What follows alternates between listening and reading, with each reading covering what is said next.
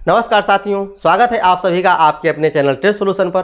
दोस्तों, आज के सेशन में हम लोग बात करने वाले हैं 6 से 8 के रिक्ति के बारे में और इस पर जो नियुक्ति होने वाली है आपको कब होने वाली है इसके बारे में बात करने वाले हैं। तो मैं आपको बता दूं कि जो आपको यहाँ पर 6 से 8वीं के नियुक्ति के बारे में बात करें तो आपको टीईटी परीक्षा के बाद आपको शुरू करने के बारे में बात चल रही है। यहाँ पर आपको बताया गया है कि ये आपको जो प्रक्रिया है आपको 1 से लेकर के 12 तक की जो आपको यहाँ पर बहाली की प्रक्रिया है इस समय आपको नहीं होगी। जो आपको 6 से 8 की प्रक्रिया है ये आपको बाद में होने वाली है। ऑलरेडी इसमें आपको 0 रिक्ति है। आपको तो पता ही है कि जो आपको यहाँ पर 1745 है ये सिर्फ आपको स्पेशल शिक्षक है, इसी का ही आपको यहाँ पर पूरा करना है, रिक्ति को फुलफिल करना है, ठीक है ना। लेकिन ये भी आपको यहाँ पर फुलफिल नहीं किया जाएगा। ऐसा क्यों 6 से 8 के साथ आपको किया जा रहा है यही आपको पता नहीं चल रहा है। और इसमें ऑलरेडी हम लोग बात करें तो यहाँ पर आपको 35,000 लगभग आपको शिक्षकों की नियुक्ति इसमें होनी थी। इसकी तो आपको कोई प्रक्रिया है नहीं। इसके अंदरूनी से पता लगाया गया तो इसमें पता चला कि कम से कम 2.5 से 3 साल आपको लगने वाले हैं इसकी जो प्रक्रिया होने के लिए, ठीक है ना। जो आपको 35,000 नियुक्ति है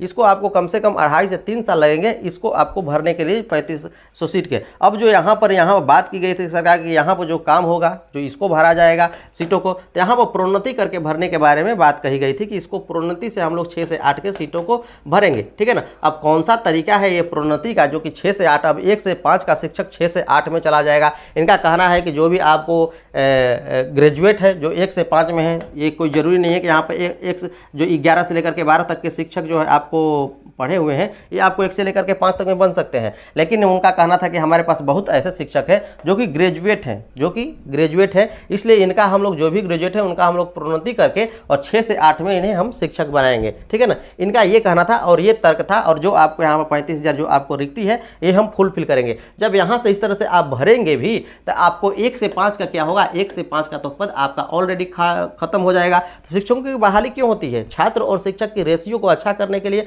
और अच्छा एजुकेशन की क्वालिटी हो उसके लिए किया जाता है। तो यहाँ आप 1 से 5 में आप इसको खिसका करके आप 6 से 8 में ला भी देंगे तो उससे क्या फर्क पड़ेगा। ऑलरेडी 1 से 5 में इतनी सीटें खाली हैं, उसके बाद आप बहुत कम इसमें शिक्षकों की बहाली ले रहे हैं। ऊपर से आप कह रहे हैं ये बात कि 1 से लेकर के 5 तक को प्रोन्नति से हम भर देंगे, प्रोन्नति से भर देंगे। तो प्रोन्नति से आप भरेंगे तो पुनः तो आपका 1 से लेकर के 5 तक का और भी तो आपको कम, जितना आप भरे उतना तो इसमें से निकाल देंगे।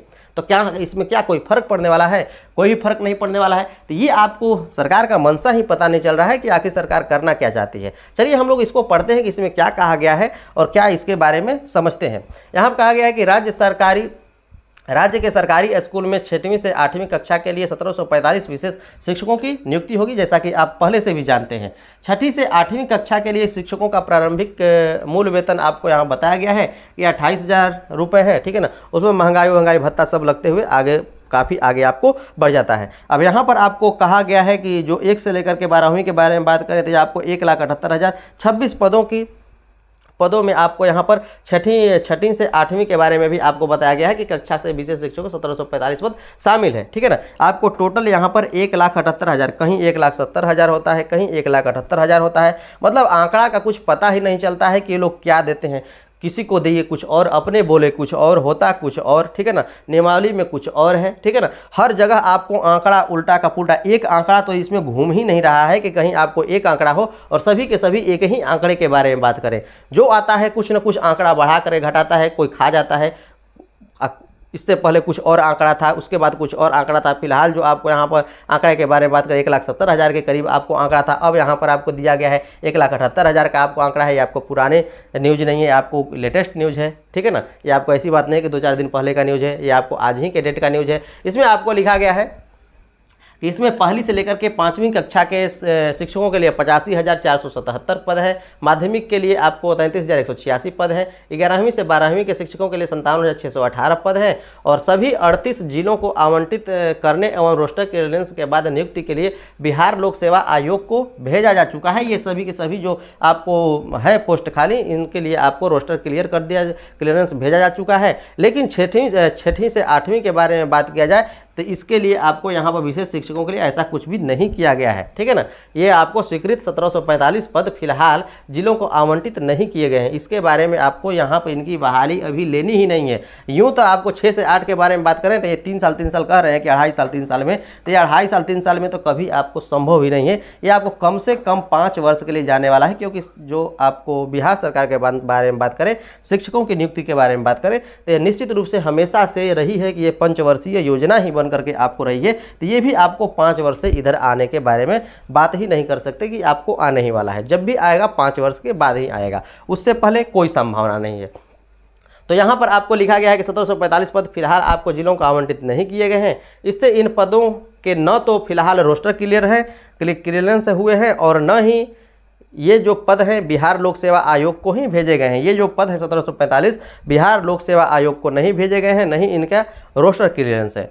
तो यहाँ पर आपको लिखा है कि विश्वस्त सूत्रों के मुताबिक 6ठी से 8वीं कक्षा के विशेष शिक्षकों की स्वीकृत 1745 पद फिलहाल इसलिए जिलों को आवंटित नहीं किए गए हैं क्योंकि 6ठी से 8वीं कक्षा के विशेष शिक्षक के पद की जो प्रक्रिया है टीईटी के बाद आपको शुरू करनी है। तो दोस्तों ये आपको क्लियर हो चुका है कि सरकार हर जगह कहीं ना कहीं आपको फंसाने का हमेशा काम कर रही है। कोई भी काम क्लियर है ही नहीं, न तो आपको यहाँ पर नियमावली में क्लियर है, नहीं तो कुछ भी क्लियर है, नहीं तो सिलेबस बिल्कुल क्लियर है। मतलब कोई भी ऐसा चीज़ नहीं है अभी तक दिया गया इस बहाली में जो कि बिल्कुल नीट एंड क्लीन हो, ठीक है ना। पारदर्शी तरीके से आपको यहाँ पर कुछ भी नहीं किया गया है, हमेशा हर जगह आपको उलझाऊपूर्ण ही आपको दिखाया गया है। अब यहाँ पर निकाला गया कि इतनी रिक्तियाँ हैं, अब इसकी बहाली होगी। अब समझिए कि टीईटी के बाद ये कैसा नियम है, अपने आप का नियम है, अपने मन का नियम है, ठीक है। आप समझ ही रहे हैं। और ये भी आप जानते हैं कि आपको ये जो नियमावली है आपको कोर्ट में चैलेंज हो चुकी है। 6 से 8 भी आपको कोर्ट में चैलेंज हो चुका है, पटना हाई कोर्ट में। उसके साथ साथ हम बात करें तो आपको सुप्रीम कोर्ट में भी ये आपको चैलेंज हुआ है, ठीक है। तो आपको निश्चित रूप से ये आपको नियमावली पूरी की पूरी आपको फंसने वाली है। ये नियमावली आपको पूरी होने ही नहीं वाली है, ठीक है ना। लेकिन फिर भी आप अपने प्रिपरेशन में लगे रहिए, चाहे जो भी हो, कोर्ट का निर्णय चाहे कुछ भी हो, आप अपने प्रिपरेशन में लगे रहें तो वो तो आपका नुकसान तो जाने वाला नहीं है, वो तो आपका होता रहेगा। यदि होता रहेगा तो आपका जो पढ़ाई है हमेशा आपको काम ही आने वाला है, ठीक है। तो आप प्रिपरेशन में रेगुलर लगे रहिएगा। तो दोस्तों मैं आशा करता हूँ कि आज का सेशन आप लोगों को काफ़ी बेहतर लगा होगा। ये आप लोगों के लिए न्यूज़ थी जो कि मैंने आपको दे दिया। तो जो आप चाहते थे कि आप 1745 वाली रिक्ति अभी होगी, ये आपको अभी नहीं होने वाली है। चलिए मिलते हैं नेक्स्ट वीडियो में, आज के लिए इतना ही।